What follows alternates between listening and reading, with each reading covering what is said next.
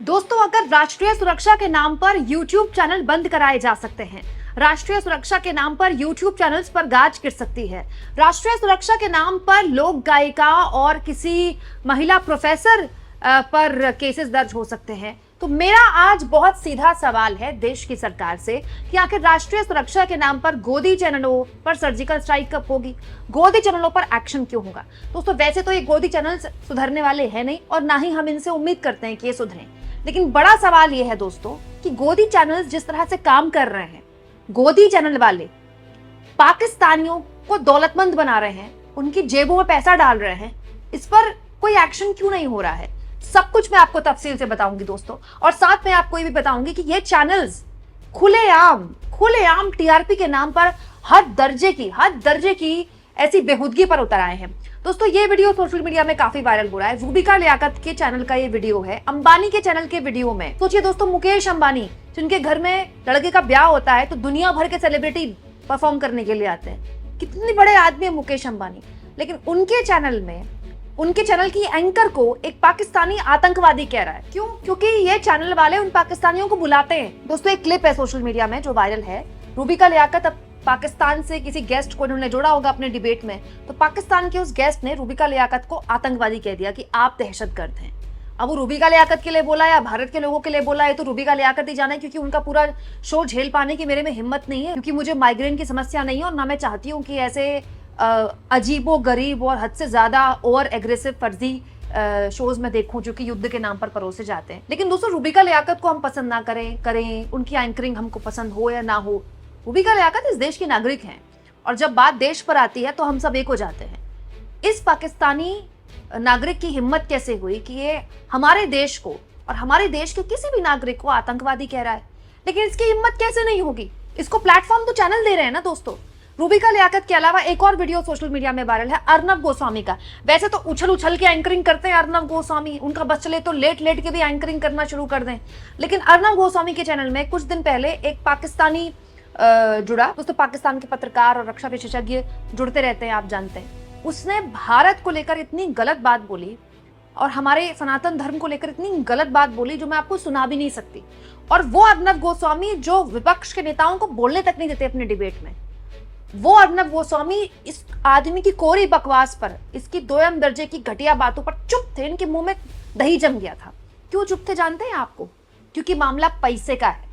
दोस्तों, ये जितने भी चैनल्स, चाहे आप रिपब्लिक भारत को देख लें, चाहे आप न्यूज़ 18 इंडिया को देख लें, चाहे आप दूसरे चैनल्स को देख लें, सब में आप इस वक्त डिबेट में पाकिस्तान के गेस्ट को देख रहे होंगे, जो पाकिस्तान का रक्षा विशेषज्ञ है या पाकिस्तान का पत्रकार है या पाकिस्तान का कोई यूट्यूबर है, खूब देख रहे होंगे आप। आपको क्या लगता है ये फ्री फोकट में जुड़ते हैं?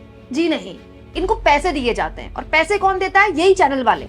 मतलब आप सोचिए, हमारे देश के चैनल्स, समझ रहे हैं आप, हमारे देश के चैनल्स जो हमसे व्यूअरशिप लेते हैं, जिनको देखते हैं इस देश के नागरिक, जो बात बात पर किसी को भी राष्ट्र विरोधी और देश विरोधी साबित कर देते हैं, वो इन विदेशी पाकिस्तानी गेस्ट को जोड़ रहे हैं और उनको पैसा दे रहे हैं दोस्तों। और ये जो पेमेंट होती है ना, डॉलर में होती है, इंडियन रुपी में नहीं होती है। मतलब आप सोचिए कि गोदी मीडिया लोकतंत्र का तो हत्यारा था ही, अब गोदी मीडिया पाकिस्तान के लोगों को दौलतमंद बना रहा है, पाकिस्तान के लोगों की जेबें भर रहा है।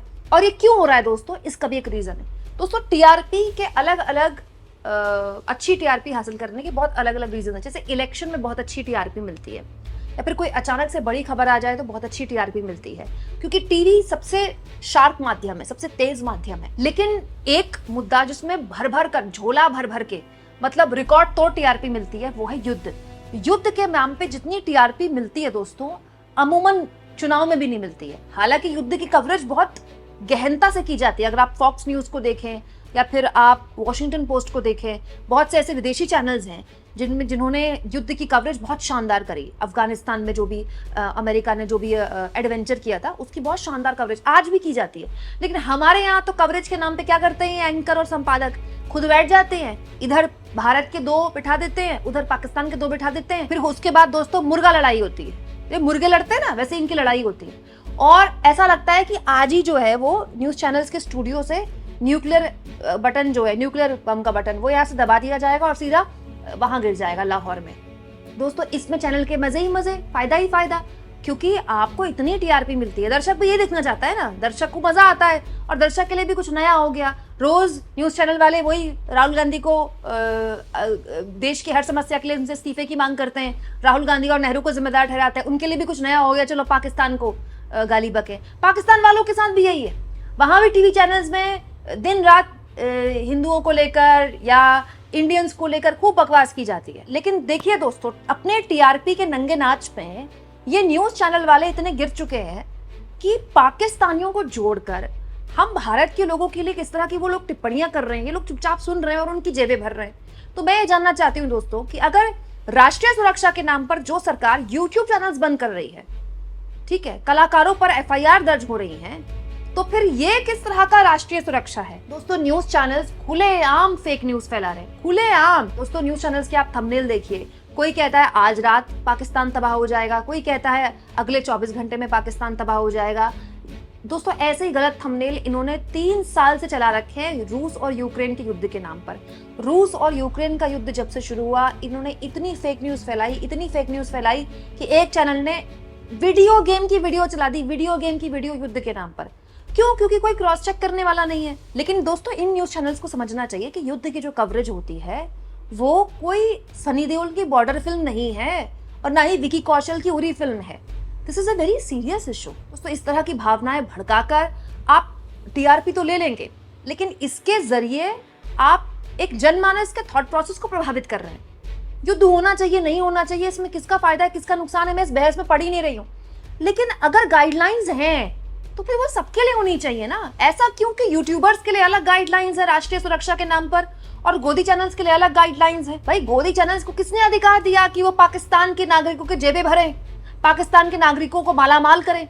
अभी कुछ दिन पहले मैंने आपको सबसे पहले ये खबर दिखाई थी दोस्तों। इस खबर के जरिए मैंने आपको बताया था कि जब कश्मीर में आतंकी हमला हुआ तो सरकार ने कुछ दिन बाद, इस आतंकी हमले के बाद, एक एडवाइजरी जारी की न्यूज चैनल्स के लिए। उनको एक याद दिलाया गया कि लाइव कवरेज से बचें। जहां जहां कई जगह ऐसे एनकाउंटर्स हो रहे हैं जहां पर आतंकियों के हैंडलर्स और जहां जहां आतंकी छिपे हो सकते हैं, या फिर वो स्लीपर सेल्स जो एक्टिव हो गए कश्मीर में, उनके घरों में, उनके ठिकानों पर छापेमारी भी की जा रही है, उन पर एक्शन भी किया जा रहा है। लेकिन न्यूज चैनल्स उसको लाइव कवरेज दिखाएंगे तो दुश्मन देश को जासूस की जरूरत ही नहीं है ना। यहाँ तो उसको लाइव दिख जाएगा कि अब सेना वहां चली गई, अब सेना वहां चली गई, सेना की सारी मूवमेंट ये न्यूज चैनल वाले बता रहे हैं चैनल में। इससे किसको नुकसान है? देश को नुकसान है। तो भारत सरकार ने एक एडवाइजरी जारी की थी न्यूज चैनल्स के लिए कि इस तरह की लाइव कवरेज ना दिखाएं, सूत्रों के हवाले से गलत जानकारियां ना दिखाएं। लेकिन सूत्रों के हवाले से ही जानकारियां चल रही है। सुबह 6 बजे से रात के 12 बजे तक सूत्र ही सूत्र हैं, इसके अलावा कोई बात ही नहीं हो रही है न्यूज चैनल्स में।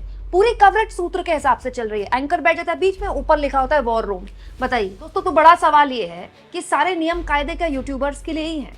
आखिर ऐसे न्यूज चैनल्स पर क्यों ना एक्शन हो? ऐसे न्यूज चैनल से क्यों ना कहा जाए कि आप पाकिस्तान के लोगों को बिठाना बंद कीजिए? बैठकर वो पैसे भी लेते हैं, हमारे देश को, हमारे देश के बारे में क्या क्या बोलते हैं, हमारे देश के नागरिकों के बारे में क्या क्या बोलते हैं। हम कैसे इजाजत दे रहे हैं पाकिस्तान के लोगों को अपने प्लेटफॉर्म में, अपने देश के प्लेटफॉर्म में उनको अपना प्रोपेगेंडा चलाने का? मैं तो ये सोच रही हूँ कि मुकेश अंबानी जब अपने चैनल को देखते होंगे तो सर पकड़ते होंगे क्या? देखते ही नहीं होंगे वो। जब हम नहीं देखते तो वो क्यों देखेंगे? दोस्तों, आप इस मुद्दे पर क्या सोचते हैं? कमेंट बॉक्स में जरूर लिखें और जितना हो सके चैनल को शेयर भी करें, सब्सक्राइब भी करें और थैंक्स और ज्वाइन के ऑप्शन से अगर आप चाहें तो कुछ आर्थिक मदद भी दोस्तों चैनल की जरूर करें।